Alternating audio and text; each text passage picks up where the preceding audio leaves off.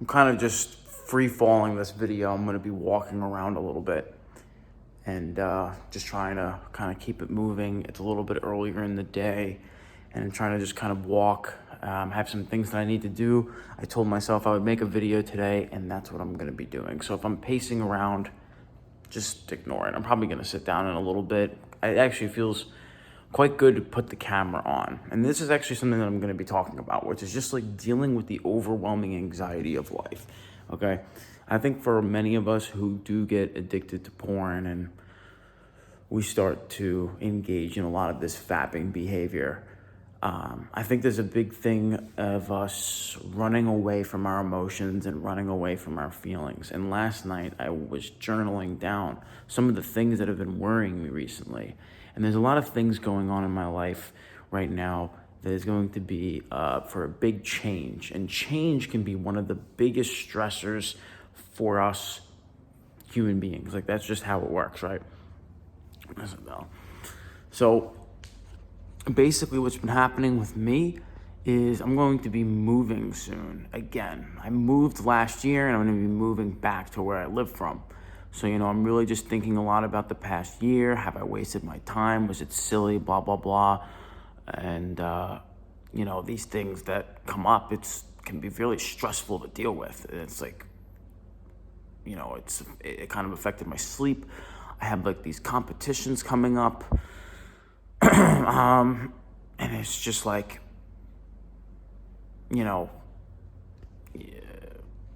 it's a lot to deal with all at once. And I think that there's a big thing of some of the injuries that I've been dealing with and the stomach issues that I was dealing with. Like, to what degree am I overstressing my body? Am I doing too much? And, here's what I have to basically say about it. You're going to be stressed and anxious about things, especially when you're not taking care of what needs to be taken care of. Like, that's really what it comes down to. If you're ignoring something that you've been wanting to do or that you've been needing to do and you've just been putting it off, everything is just going to get worse. So I think for me, at this stage, a big thing is to just put that step forward, to put one step forward and to start acting toward these things. There's going to be a big change, and there's some habits that I really want to work on. I want to work on being in a cleaner environment because I'm going to be having a roommate soon, and I want to definitely make sure that I'm doing my part because then we have a better living environment overall. And I think that it's going to become something that's actually like really mutually beneficial, right?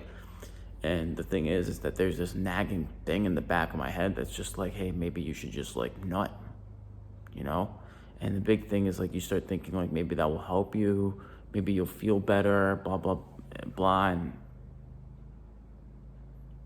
it doesn't make you feel any better because you do it and you might feel a little bit better temporarily, but then you start to regret it. And I think that there's a big part of actually just getting through these stressful and anxious moments. And then on the other side of it, you start to see, I was okay. Like I got through it and nothing seriously bad happened and everything's going to be okay.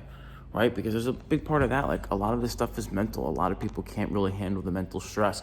I think recently in the Olympic Games, there was somebody that left and quit actually going to compete because they were dealing with anxiety and they wanted to put their mental health first over the competition.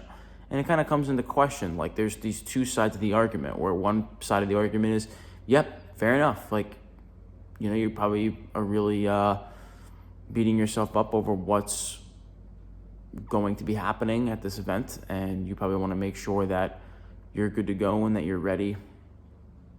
And you start thinking about it.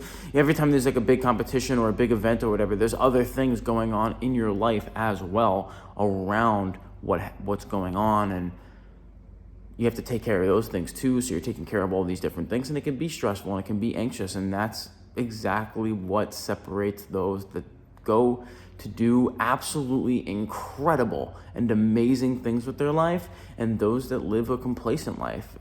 It's stepping into that border of getting out of your comfort zone with things, and you can easily quit and you can easily cheat on things, and I'm not saying that sometimes it's the right thing to do. Like sometimes it is the right thing to do to pull out or to quit on something and to shift your focus to something else. I think that's absolutely the case, but I think that there's also the case that there is something amazing to happen when you do push through.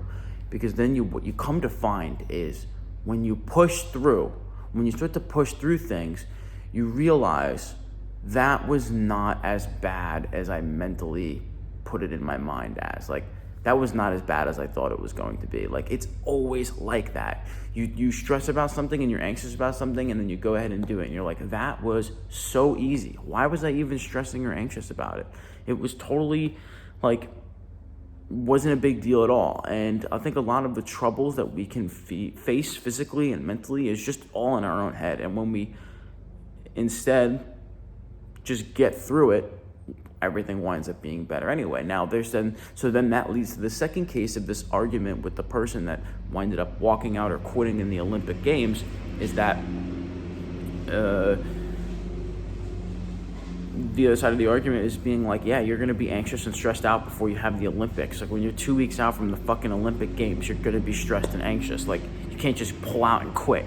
Like, that's literally that's what losers do. Like, that's if we're getting to the two extremes, right? And I think, of course, like, I don't know how you guys are. I know some people can be very, like, political, one side or the other. I'm a very, like, neutral person. I tend to be very neutral in things and try to look at what is the most logical, best case scenario from both sides. But it's definitely, as I get older, I find that I'm leaning more towards one side or the other on things. But I don't want to get too in detail with that. But what I'm saying is that there's definitely two, things to look at from both sides of the argument on a logical perspective and not just an emotional perspective, right? So I kind of lean more towards the side on this case that don't quit, don't pull out, because now you're putting the message out there to everybody else that it's okay to quit for your mental health. I mean, here's my question. How's your mental health going to be? I don't know if you guys ever faced this, but let's say you skipped out on a thing. Let's say you skipped out on a workout. And in the moment when you're supposed to be working out and you're doing something else that's, like, let's say more lazy, like watching Netflix and eating junk food, you feel great. But then there's a time after and you start to think, damn, I wish I did XYZ. Like, I wish I did that workout. I wish I went to the Olympics, right? Like, your mental health is going to be affected after that time frame. And the second that you pull out and quit, your mental health is going to be affected as well, possibly even more negatively, because now you just kind of quit on yourself and you're kind of just like, oh yeah, yep, I didn't do that thing. And then in your head, you're always like, man, like, why did I do that? Why did I do that? Why did I do that stupid thing? You live with regret, and it's like, I think especially over the past couple months with, like, the injuries that I've been facing and just this bullshit stomach pain that will randomly come and go,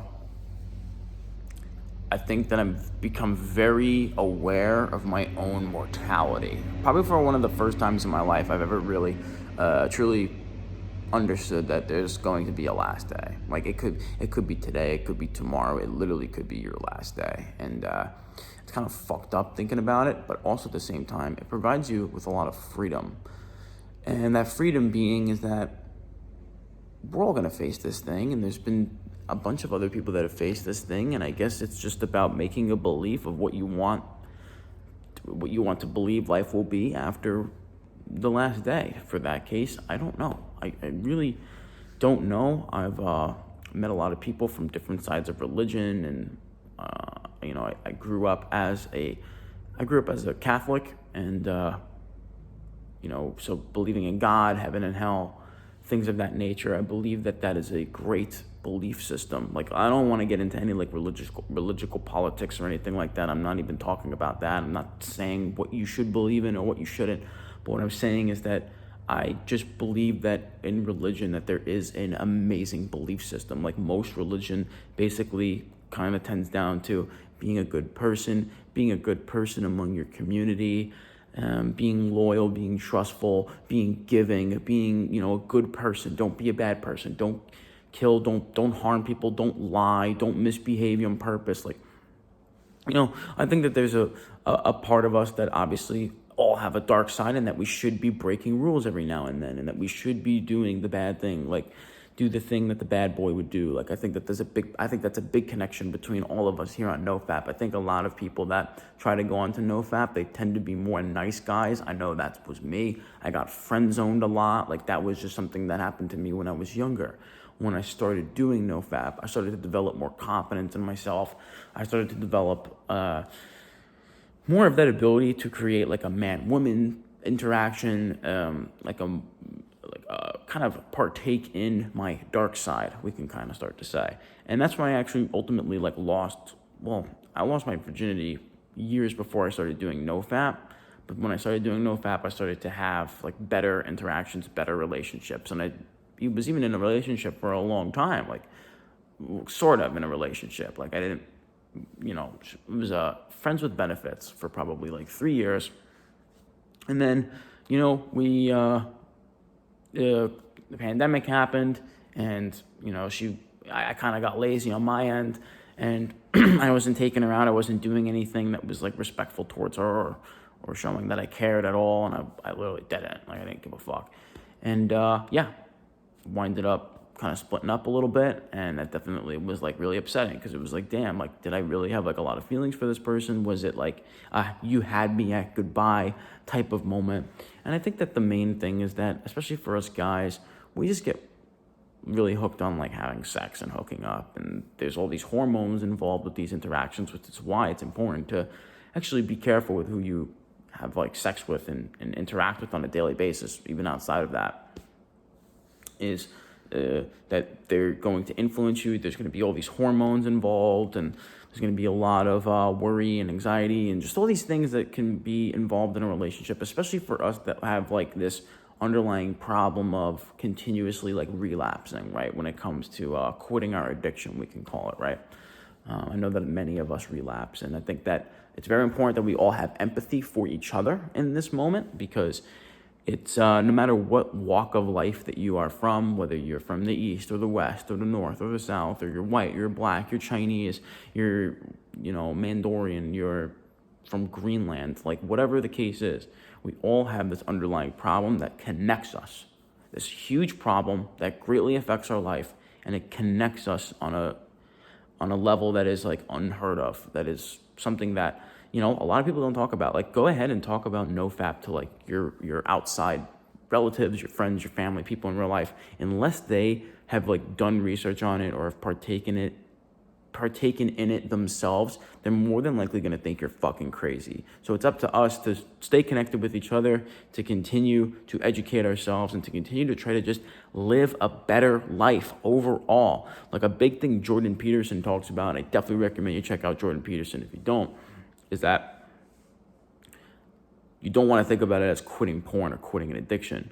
You want to think about it as improving your life. And there's probably these things that nag at you on a daily basis, and you got to be able to take care of those things. And I think that it's really important that as you take steps forward towards getting things done, that you're actually going to live a better life overall. And I think that that's going to be great for your mental health in the long run. Otherwise, like, what other choice do you have? Like, to just do nothing and to just vegetate all day? It's like,